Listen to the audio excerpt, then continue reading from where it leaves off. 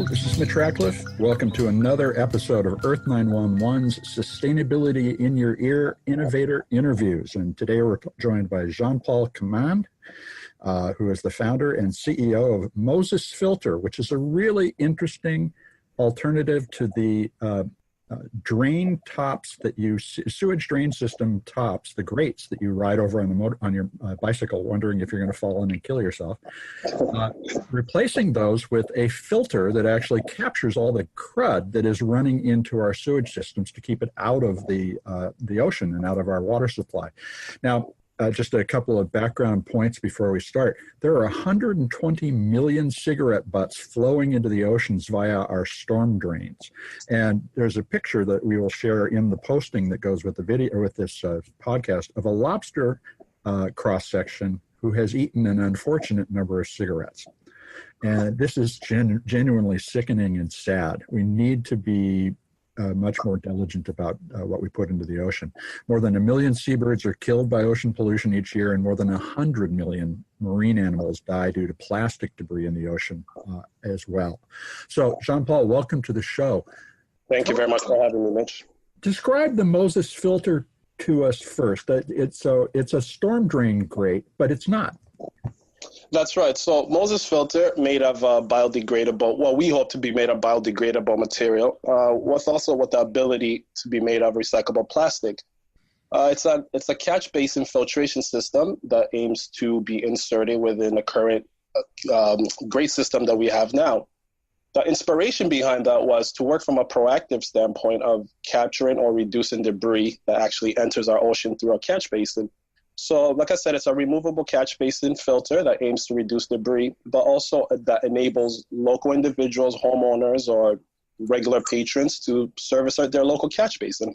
Now, that's an interesting question, and we'll get to this later, but as we decentralize the economy more and more, it seems like people are being asked to step up and do some of these things for themselves, or at least in partnership with their local government in such a way that the government pays for material like this, and then they put it to use and manage their local wastewater. Now, to describe this, it's a plastic grate with filters hanging under each of the slots in the grate. So it can catch what? Can it catch everything that flows through, or is there a limit on the size of the material that can flow through? Well, that's a really great question. So initially, our first motivation when we started this, what the driving force towards this initiative was just doing research the amount of cigarette butts that actually end in our ecosystem. Mm-hmm. And along with urbanization, population growth, and human activity, what's happening is cigarette butts are being disposed, or microplastic, mm-hmm. Food wrappers such as debris, and wind and water are the number one carrier that carries the debris to the catch basin. So mm-hmm. just gotta go back to my initial point. What the initial stress was: is there any way we can reduce? Mm-hmm. So the inspiration was cigarette butt. Through research and as the design phase continued to grow, then we really realized that you can strip it all the way to the bare minimum of microplastic particles, which mm-hmm. measure 5 millimeters less in diameter. So that was another issue. So to answer your question, we have the ability to capture solid waste, or even to the point where we can strip it down to the point we hope we can do testing to capture microplastic particles that enter our oceans. That's fantastic. Now, you are based in Vancouver, British Columbia, and how long have you been working on this project? Right. I mean, if you factor in all the way back from the conceptualization stage, you're looking through trial and error and mm-hmm. design, you're looking at a good 7 to 8 years. And so what was your background that you would look at the storm grates and think, wow, I have a solution to this?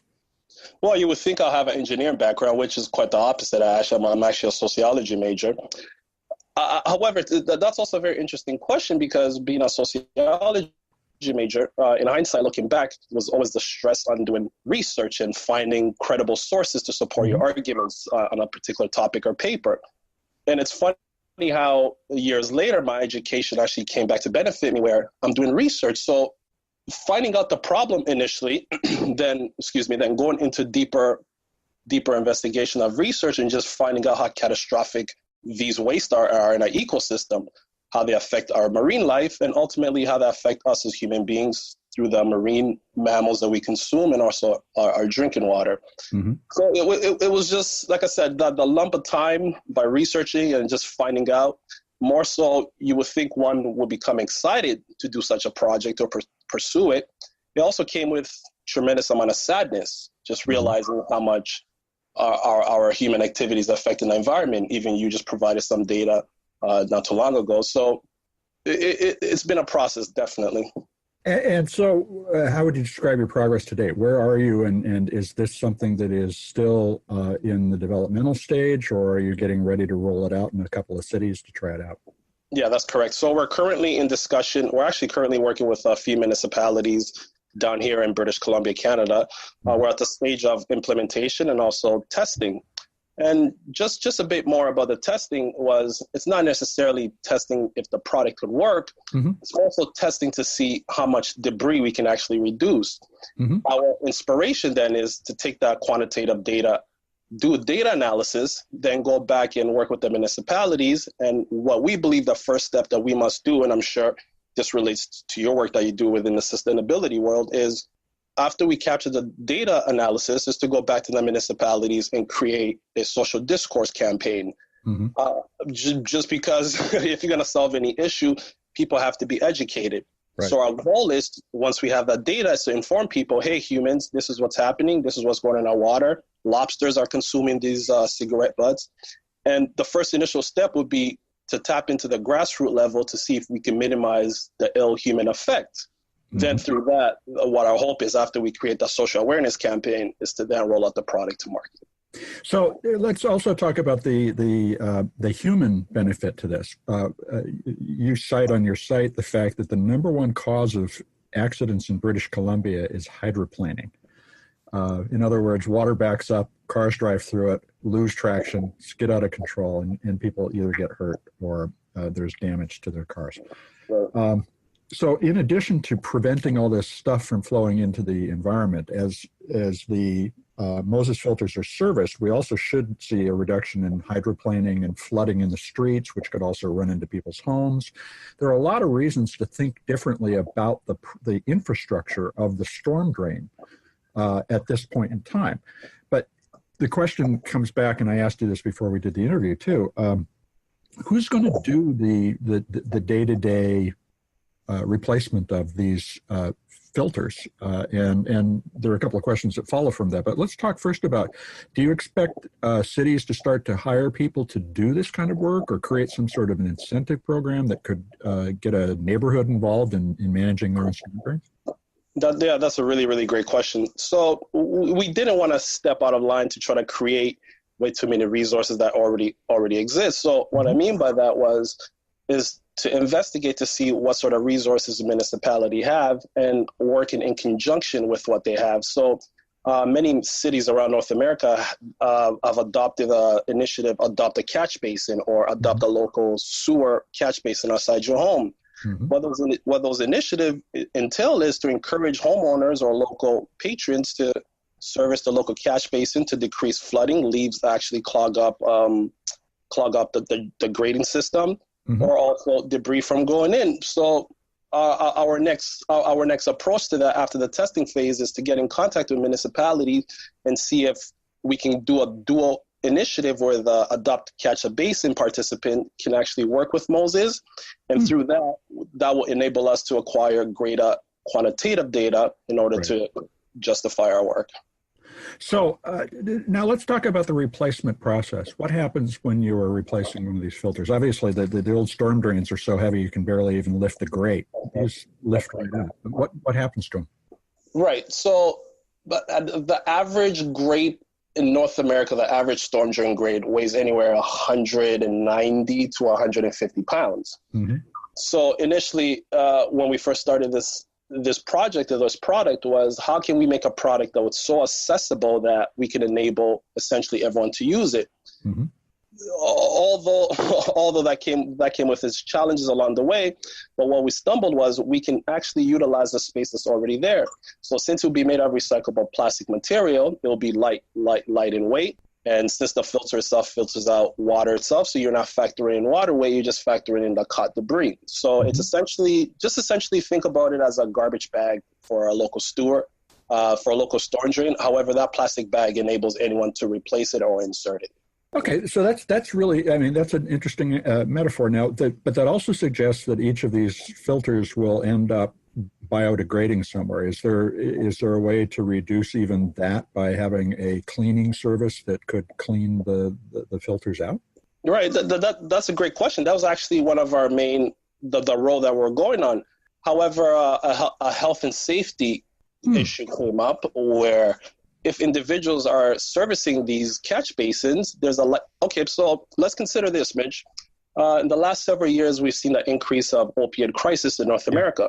Yep. So what researchers and scientists are also finding out today is there is actually used needles that are ending up in our storm drain and obviously eventually into our marine ecosystem.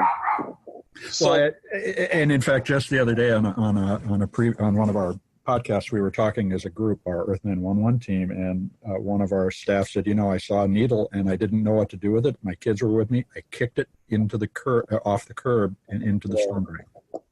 Right. So that's what's happening. So just an extension to that previous point from a health and safety aspect of it is we wanted to decrease the likelihood of people getting pickled or pulled by potential harmful debris. And so how many times a year do you think that one of these will need to be changed in a typical neighborhood? Right, that's a great question. So we've been in discussion with municipalities, and there have been a few options on the table, which I think we might be leaning to. The one aspect of it is there will be more likelihood that one would be servicing it a lot more during the rainy season. Mm-hmm. That's one aspect of it. Also, the flip side of that is it would probably be lesser used during the summertime because we don't have a lot of rain. So what we're proposing, and we're working with municipality, is how about if we can make it a bylaw where around each construction or demolition site, there will be a Moses filter inserted in a drain just because of the amount of pollution that's created through construction. The next idea or the next proposal to that too is also potentially looking into inserting it around festivals that take place around municipalities. It never had occurred to me that you could use these as temporary solutions and then go back to the storm drain when it wasn't necessary.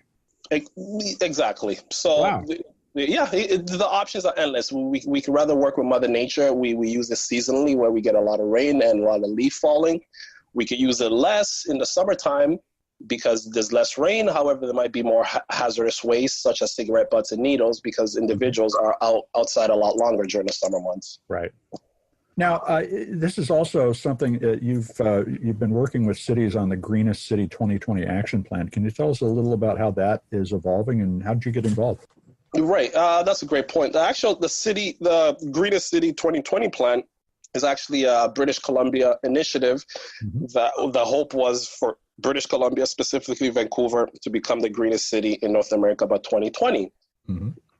In conjunction to how the timing worked out, that was actually one of our proposals, as this could potentially be a product that helps us propel us to get to that goal with addressing the cigarette butts, as we mentioned. If I may just add one more thing, Mitch.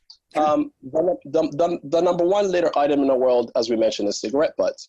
Now, that's 1A. 1B is plastic, and we know how catastrophic that is. Right. So the wisdom or the inspiration behind Moses filter being made of recyclable plastic was, if the aim is to capture cigarette butts that enter our drain, why don't we use a product that's made of recyclable plastic? So therefore, essentially, we're attacking problem one and problem two simultaneously, one-on-one. Right. So that's essentially where the wisdom of it being made of recyclable plastic came from. If we can tap into the one.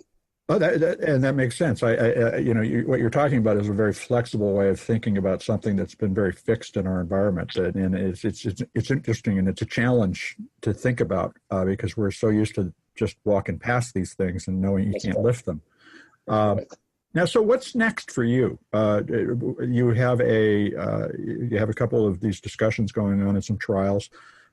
Is this the kind of thing that you would put on Kickstarter or Indiegogo to get people to fund, or are you looking primarily at government funding as the source of your revenue? Right. That's a great question. Before anything, we're very keen on working with the government. Mm-hmm. And just because it'll be their relations that we need, it'll be their approval that we need. And their infrastructure. Exactly, their infrastructure that will require. It is through that, if we do need the need of resources, there's other options that we can reach out. However, more so we're interested in with the municipalities because A, we're speaking the language, and two, this is a solution that we all need, not just they. So, and we just feel we're very confident this is a solution into us reducing the amount that's going in our drain. And it is very important that we stress, Mitch, we're not solving anything at all. It's going to take a global consciousness effort for us to even make a dent in solving. However, it's just really important that we stress that this is just our contribution into reducing the amount that goes in. And they add up, and it's important that you're doing that. So congratulations. And this is a great story. So first off, everybody go check out mosesfilter.com. You can follow the company's progress there. Their slogan, by the way, is parting debris from the sea. I love. Jean-Paul Kamand, founder and CEO, thanks for joining us on the show today. Mitch, it's been a pleasure. Thank you so much for having me. Oh, and one last thing. I forgot to answer your question where the parting the debris came from. Obviously, Moses is it's a reference to the biblical character Moses who parted the Red Sea. I was going to ask, and I forgot to. Yes, go ahead. Thank you. So our mission statement is: we're Moses Filter. We're departing debris from the sea. I like it. Now that is genuinely clever. Thank you. I'm glad that you reminded me because that was a question. It's an interesting name too. Well, Jean-Paul, thanks for joining the show. This is EARTH911 Sustainability in Your Ears Innovator Interview, and I'm Mitch Ratcliffe. We'll be back with another interview soon. Stay tuned, folks, and have a great day. Thank you.